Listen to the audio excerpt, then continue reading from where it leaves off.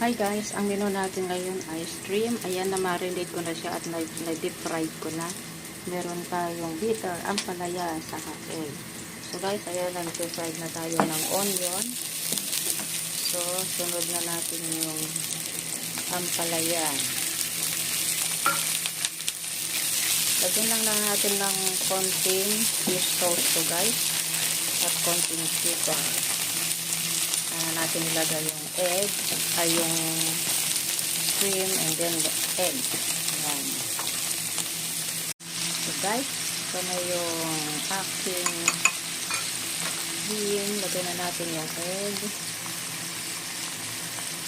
Ayan.